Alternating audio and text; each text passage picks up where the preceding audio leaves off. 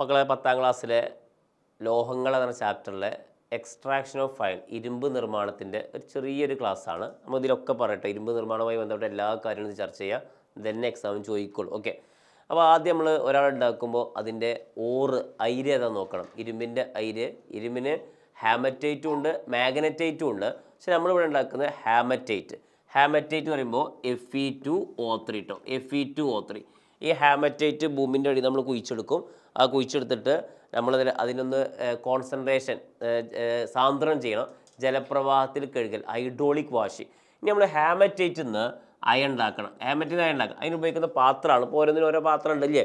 ബിരിയാണി ഉണ്ടാക്കാൻ നമ്മൾ ബിരിയാണി ചെമ്പ് ഉപയോഗിക്കും, പത്തിരി ഉണ്ടാക്കാൻ പത്തിരി ചട്ടി ഉപയോഗിക്കും, നെയ്ച്ചോറ് ചെമ്പ് പോലെ ഹാമറ്റൈറ്റിൽ നിന്ന് അയൺ ഉണ്ടാക്കാൻ ഉപയോഗിക്കുന്ന പാത്രത്തിൻ്റെ പേരാണ് ബ്ലാസ്റ്റ് ഫർണസ്. അയ്യോ, ഏത് ഫർണസ്? ബ്ലാസ്റ്റ് ഫർണസ് കേട്ടോ. Okay, blast furnace. എങ്ങനെ ഈ ബ്ലാസ്റ്റ് ഫർണസിൻ്റെ പേരെങ്ങനെ വന്നൊക്കെ നമുക്ക് കുറച്ച് കഴിഞ്ഞിട്ട് പറയാം. ആ ബ്ലാസ്റ്റ് ഫർണസ് നോക്കുകയാണ് നോക്കിട്ടോ. ബ്ലാസ്റ്റ് ഫർണസ് കുറച്ചൊക്കെ കുറച്ച് നല്ല നമ്മൾ ഭയങ്കര ചിത്രകാരനായതുകൊണ്ട് കുറച്ച് നല്ല രസത്തിലൊക്കെ ഉണ്ടാവും. നമുക്ക് നോക്കിട്ടോ. എന്താ രസം നോക്കിയിട്ട്. ഇതിവിടെ പല്ലുവേദനായതാട്ടോ. ഓക്കെ, ഇതാണ് ബ്ലാസ്റ്റ് ഫർണസ്. ഓക്കെ, ഈ ബ്ലാസ്റ്റ് ഫർണസിന് മുകളിൽ ഒരു ചെറിയൊരു അറേഞ്ച്മെൻ്റ് ഉണ്ട്. ഇതിന് നമ്മളൊരു കപ്പ് ആൻഡ് കോൺ അറേഞ്ച്മെൻറ്റ്. ഇത് വാതിലാട്ടോ.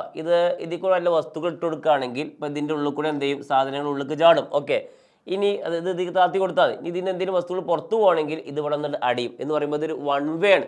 ഉള്ളിൽ സാധനങ്ങൾ ഉണ്ടാവും, ഉള്ളിൽ ഒരു സാധനം പുറത്തു പോകില്ല. ഓക്കെ, ഇനി ഇവിടെ കുറേ പൈപ്പുകൾ ഉണ്ടാവും കേട്ടോ. ഇത് പൂച്ചക്ക് മീസ് അരച്ചു കൊടുത്തതല്ല, ചെറിയ പൈപ്പുകളാട്ടോ. ഓക്കെ, അപ്പോൾ ഇതാണ് ബ്ലാസ്റ്റ് ഫർണസിൻ്റെ ഒരു അറേഞ്ച്മെൻറ്റ് മനസ്സിലാക്കുക. ഇനി നമ്മൾ അയൺ ഉണ്ടാക്കണം. അപ്പോൾ ഉണ്ടാക്കുമ്പോൾ എന്തെങ്കിലുമൊക്കെ ഇട്ട് കൊടുക്കണമല്ലോ. ബിരിയാണി ഉണ്ടാക്കാൻ നമ്മൾ എന്തൊക്കെ ഇട്ട് കൊടുക്കും? ബിരിയാണീൻ്റെ അരി, മസാല, അങ്ങനത്തെ കാര്യം ഇട്ട് കൊടുക്കുന്ന പോലെ ഇതിന് 3 സാധനങ്ങൾ ഇട്ട് കൊടുക്കുക.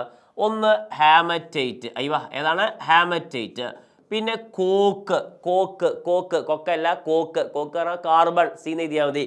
അതേപോലെ തന്നെ കാൽഷ്യം കാർബണേറ്റ്, ചുണ്ണാമ്പ് കല്ല്, CaCO3. ഈ 3 ആൾക്കാരും കൂടിയിട്ട് മുകൾ നട്ടെടുക്കും കേട്ടോ. അപ്പോൾ ഏതൊക്കെ മുകൾ നട്ടെടുക്കുക പറയും? ഹാമറ്റൈറ്റ്, കോക്ക്, ചുണ്ണാമ്പ് കല്ല്, ലൈം സ്റ്റോൺ. ഈ ഒരു മിശ്രിതത്തിൽ വിളിക്കുന്ന പേരാണ് ചാർജ് എന്ന് പറയും. ഈ മിശ്രിതത്തിൽ വിളിക്കുന്ന പേരാണെന്ത്? ചാർജ്. നോക്കിട്ടോ, ചാർജ്. ഇനി മുകൾ കൂടെ ഇതിട്ടെടുക്കും, അടിയിൽ കൂടെ ഹൈ ടെമ്പറേച്ചറുള്ള എയർ കടത്തി കേട്ടോ. എയർ എന്ന് പറയുമ്പോൾ ഓക്സിജൻ. ഈ ഹൈ ടെമ്പറേച്ചറിൽ നല്ല ചൂടുള്ള എയറിന് വിളിക്കുന്ന പേരാണ്, വായുവിന് വിളിക്കുന്ന പേരാണ് ബ്ലാസ്റ്റ് ഓഫ് എയർ എന്ന് പറയും. ഈ ബ്ലാസ്റ്റ് ഓഫ് എയർ കടത്തിയിടുന്നതുകൊണ്ടാണ് ഈ ഫർണസിൻ്റെ പേര് ബ്ലാസ്റ്റ് ഫർണസ് ആയത് കേട്ടോ. ഇനി നമ്മൾ കോക്കില്ലേ, ഈ കോക്ക് ഒരു ഭയങ്കര സംഭവമാണ്. നേരെ അടിയിക്ക് വരും കേട്ടോ. ഈ അടീക്കിന് വരുന്ന കോക്ക് ഇവിടെ എത്തി. അടിയിൽ കൂടെ ആര് വരുന്നുണ്ട്? ഓക്സിജൻ. ഈ കോക്ക് ഓക്സിജൻ തമ്മിൽ എന്തൊക്കെ ബന്ധമുണ്ട്? ഇവർ തമ്മിൽ പ്രവർത്തിക്കുക. ഏറ്റവും അടി വെച്ചിട്ട് കോക്ക് അടിയിക്ക് വരുന്നു, കോക്ക് ഓക്സിജനുമായിട്ട് പ്രവർത്തിച്ചിട്ട് കാർബൺ ഡയോക്സൈഡ് ഉണ്ടാവും കേട്ടോ. C+O2 CO2. പക്ഷേ ഇതൊരു എക്സോതെർമിക് റിയാക്ഷൻ ആട്ടോ. ഹീറ്റ് പുറത്തു വരുന്ന റിയാക്ഷനാണ്. ആൾറെഡി ഇവിടെ ഭയങ്കര ചൂടാണ്. പിന്നെ ഈ റിയാക്ഷൻ കൂടി നടക്കുമ്പോൾ ചൂട് ഒന്നുകൂടിയും കൂടും കേട്ടോ. ഈ കാർബൺ ഡയോക്സൈഡ് തൊട്ട് മുകൾക്ക് എത്തിയിട്ട് അവിടെ എത്തുമ്പോൾ അവിടെ ഉണ്ട് കുറച്ച് കോക്ക് ചെവിയും ചൊറിഞ്ഞ് ഇങ്ങനെ കുത്തിറക്കണം. എവിടേക്കും പോകാൻ. അപ്പോൾ കോക്കെ അടിയിലെല്ലാവരും പ്രവർത്തിച്ചു, ഞാൻ പോകണില്ല. അടിയിലെല്ലാവരും പ്രവർത്തിച്ചടാ, എന്നാൽ ആയിക്കോട്ടെ, എന്നാൽ നമുക്കാണ് പ്രവർത്തിക്കുക. ഈ കാർബൺ ഡയോക്സൈഡ് ബാക്കിയുള്ള കോക്കുമായിട്ട് പ്രവർത്തിച്ചിട്ട് പറഞ്ഞൊരു പ്രശ്നമുണ്ട്. ഇതിൽ അടിയിൽ അത്ര ആവേശം ഇല്ലാത്തതുകൊണ്ട് ഈ റിയാക്ഷൻ നടക്കണമെങ്കിൽ ഹീറ്റ് അബ്സോർബ് ചെയ്യണം കേട്ടോ. എന്ന് പറയാം എൻഡോതെർമിക് റിയാക്ഷനാണ്. ഇത് എക്സോതെർമിക് ആണ്. ഇതെന്താണ്? താപ ആഗിരണ റിയാക്ഷനാണ്. കാർബൺ മോണോക്സൈഡ് ഉണ്ടാവും കേട്ടോ. CO2 + C gives 2CO. നോക്കിയിട്ട് കാർബൺ മോണോക്സൈഡ്. അപ്പോൾ എങ്ങനെ കാർബൺ മോണോക്സൈഡ് എങ്ങനെ ഉണ്ടായത്? കോക്ക് ഓക്സിജനുമായിട്ട് പ്രവർത്തിച്ചിട്ട് കാർബൺ ഡയോക്സൈഡ് ഉണ്ടായി. ഈ കാർബൺ ഡയോക്സൈഡ് വീണ്ടും കോക്കുമായി പ്രവർത്തിച്ച് കാർബൺ മോണോക്സൈഡ് ഉണ്ടായി. ഈ കാർബൺ മോണോക്സൈഡ് ആണ് ഇവിടുത്തെ റെഡ്യൂസിങ് ഏജന്റ് നിരോക്സികാരി. നോക്കിട്ടോ, റെഡ്യൂസിങ് ഏജന്റ് നിരോക്സികാരി ഈ കാർബൺ മോണോക്സൈഡ്. ഓക്കെ, ഇവനെങ്ങനെ ഉണ്ടായി വെച്ചാൽ നേരത്തെ കോക്ക്. അപ്പോൾ വെറുതെ ഒരാൾ ചോദിക്കുകയാണ്, ബ്ലാസ്റ്റ് ഫർണസിൽ കോക്ക് ചേർക്കുന്നതെന്ന് വെച്ചാൽ എൻ്റെ മക്കൾ തന്നെ, പക്ഷേ കാർബൺ മോണോക്സൈഡ് ഉണ്ടാവാൻ വേണ്ടിയിട്ട്. ഈ കാർബൺ മോണോക്സൈഡ് ഉണ്ടല്ലോ, വനദേവത തന്ന വരമാണ് കാർബൺ മോണോക്സൈഡ്. ഇവൻ പോവുക എവിടേക്കറിയാം? ഇവൻ്റെ പരിപാടി എന്താ അറിയാം? നമ്മളെ ഹാമറ്റൈറ്റ് അയൺ ഓക്സൈഡ്, അതിന് നമുക്ക് കൊല്ലണം, ഓക്സിജനെ കൊല്ലണം. ഓക്സിജനെ ഇല്ലാതാക്കണം. അതിനു വേണ്ടി വനദേവത എന്ന വരമാണ് കാർബൺ മോണോക്സൈഡ്. ഓൻ പോവുക മുരുക മുരുക പുലി മുരുക എൻ്റെ അപ്പൻ്റെ കാട്ടിലെ പുലി മുരുക. പക്ഷെ എത്ര ഓക്സിജൻ ഉണ്ട് പറയും? 3 ഓക്സിജൻ. അപ്പൊ 3 കാർബൺ മോണോക്സൈഡ് നോക്കിട്ടാ, 3 കാർബൺ മോണോക്സൈഡ് നോക്കിട്ടോ. ഓക്സിജനെ പിടിച്ചിട്ട് വാടാ ഓക്സിജൻ പിടിച്ചാണ് വലിക്കും. 3 കാർബൺ ഡയോക്സൈഡ് കിട്ടി. നമുക്ക് എന്ത് കിട്ടി അറിയാം? Fe ഇരുമ്പ് കിട്ടി. അയൺ കഴിഞ്ഞു. അയൺ ഓക്സൈഡിൽ നിന്ന് അയൺ കിട്ടി. പരിപാടി കഴിഞ്ഞല്ലേ? കഴിഞ്ഞു. ഹാമറ്റൈറ്റിന് റിഡക്ഷൻ നടന്നു. റിഡക്ഷൻ സഹായിച്ച നിരോക്സിൻ സഹായിച്ചാണ് വിളിക്കുന്ന പേര് റെഡ്യൂസിങ് ഏജന്റ്, നിരോക്സികാരി. അപ്പോൾ കാർബൺ മോണോക്സൈഡ് ഇവിടെ റെഡ്യൂസിങ് ഏജന്റ് ആയിട്ട് നിരോക്സികാരിയായിട്ട് പ്രവർത്തിച്ചു. ഓക്കെ, ഹാമറ്റൈറ്റ് ഓക്സിജൻ പോയി അയൺ കിട്ടി. അങ്ങനെ അയൺ നമുക്ക് ഇവിടെ ഇങ്ങനെ കിട്ടുട്ടോ, ഇവിടെ അടിയിൽ ഇങ്ങനെ കിട്ടും. ഇനി പക്ഷേ ഇതേ സമയത്ത് നമ്മൾ ഒരാളും കൂടി ഇനി ഇതിക്ക് ഇറങ്ങാണ്ടല്ലോ. ആരാണ് ഇവിടെ? ലൈം സ്റ്റോൺ, ചുണ്ണാമ്പ് കല്ല്. ഓനെ കണ്ണേർ അറ്റാക്ക് അവന് ചേർത്ത് കൊടുത്തല്ല. ഈ ലൈം സ്റ്റോൺ ഇതാ ബ്രേക്ക് ചെയ്യുന്നു. കാൽഷ്യം കാർബണേറ്റ് ചൂട് തട്ടുമ്പോൾ ബ്രേക്ക് ചെയ്യുന്നു. കാൽഷ്യം ഓക്സൈഡും കാർബൺ ഡയോക്സൈഡും. ഈ കാൽഷ്യം ഓക്സൈഡാണ് ഇവിടുത്തെ ഫ്ലക്സ്. എന്താ ഫ്ലക്സ് എന്ന് പറഞ്ഞാൽ? എന്താ നമുക്കറിയാം, ഗ്യാങ്ങിനെ ഒഴിവാക്കാൻ വേണ്ടി ചേർക്കുന്ന ആൾക്കാരെ വിളിക്കുന്ന പേരാണ് ഫ്ലക്സ്. പക്ഷേ ഈ ഹാമറ്റൈറ്റ് ഒളിഞ്ഞു കിടക്കുന്ന ഗ്യാങ് ഏതറിയേക്ക്? Silica, SiO2. ഈ സിലിക്ക ആസിഡ് സ്വഭാവമുള്ള ഗ്യാങ്ങാ. ആസിഡ് സ്വഭാവമുള്ള ഗ്യാങ്ങിനെ ഒഴിവാക്കണമെങ്കിൽ ഓപ്പോസിറ്റ് ബേസിക് സ്വഭാവമുള്ള ഫ്ലക്സ് ചേർക്കണം. അതാണ് നമ്മളെ കാൽഷ്യം ഓക്സൈഡ്. അങ്ങനെ വാടാ ഇത് ഇവിടുന്ന് പോയാടാ ആളെ. പക്ഷേ ഇവിടെ ഹീറ്റ് ഇട്ട്. ഓക്കെ, അങ്ങനെ നമ്മളെ SiO2 ആണ് ഗ്യാങ്. ഈ SiO2 CaO ഇതാണ് ഫ്ലക്സ്. ഇത് ആസിഡ് സ്വഭാവമുള്ള ഗ്യാങ്. ആസിഡ് സ്വഭാവമുള്ള ഗ്യാങ്ങിനെ ഒഴിവാക്കാൻ ബേസ് സ്വഭാവമുള്ള ഫ്ലക്സ് ഉപയോഗിക്കണം.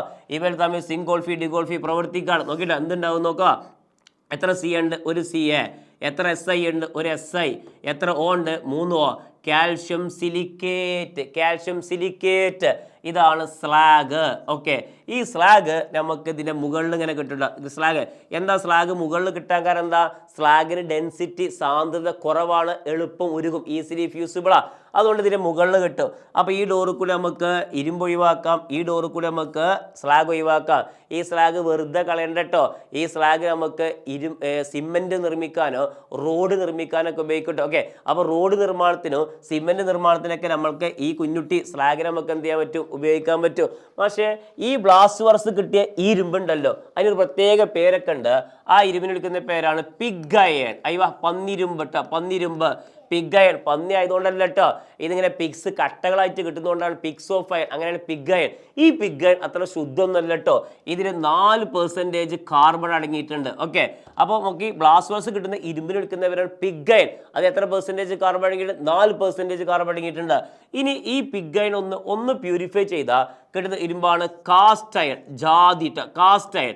ഈ കാസ്റ്റ് അയണിൽ ഒരു അപ്രോക്സിമേറ്റ് 2% കാർബൺ അടങ്ങിയിട്ടുണ്ട്. ഓക്കെ, ഇനി ഇതിനെ വീണ്ടും ശുദ്ധാക്കിയാൽ ആ അയൺ വിളിക്കുന്ന പേരാണ് മാഷേ റോട്ട് അയൺ. ഏത് അയണാണ്? Rote iron. മലയാളത്തിൽ എഴുതാൽ വെറും wrought iron. Okay, wrought iron. ഈ റോട്ട് അയണിൽ 0.022 0.05% കാർബൺ അടങ്ങിയിട്ടുണ്ട്. ഏറ്റവും പ്യൂറസ്റ്റ് ഫോം ഓഫ് അയൺ ചോദിക്കുമ്പോൾ എൻ്റെ മക്കൾ പറഞ്ഞ റോട്ട് അയൺ. ആ ബ്ലാസ്റ്റേഴ്സ് നേരിട്ട് കിട്ടുന്ന ഇരുമ്പിനെ വിളിക്കുന്ന പേരാണ് പിഗ് അയൺ. ആ പിഗ് അയണിനെ ഒരു പ്യൂരിഫൈ ചെയ്ത് കിട്ടുന്ന അയണാണ് കാസ്റ്റ് അയൺ. കാസ്റ്റ് അയൺ വീണ്ടും പ്യൂരിഫൈ ചെയ്ത് കിട്ടുന്ന ഇരുമ്പിനെ വിളിക്കുന്ന പേരാണെന്ത്? Wrought iron. ഏറ്റവും പ്യൂറസ്റ്റ് ഫോം റോട്ട് അയൺ. അപ്പോൾ ഈ ഓർഡർ മറക്കരുത്. ഓക്കെ, അപ്പോൾ ഇരുമ്പ് നിർമ്മാണത്തിൽ ഈ 5 റിയാക്ഷൻസ് നോക്കിയിട്ട് ഇതിൽ അയണിൻ്റെ ഹാമറ്റിൻ്റെ റിഡക്ഷൻ നടക്കുന്ന സ്റ്റെപ്പാണ് ഇത് മനസ്സിലാക്കുക. ഓറിൻ്റെ റിഡക്ഷൻ നടക്കുന്ന സ്റ്റെപ്പ് ഇതാണ് സ്ലാഗ് ഫോർമേഷൻ സ്റ്റെപ്പ്. അപ്പോൾ അതൊക്കെ കാണാപ്പാടം പഠിച്ചോളി.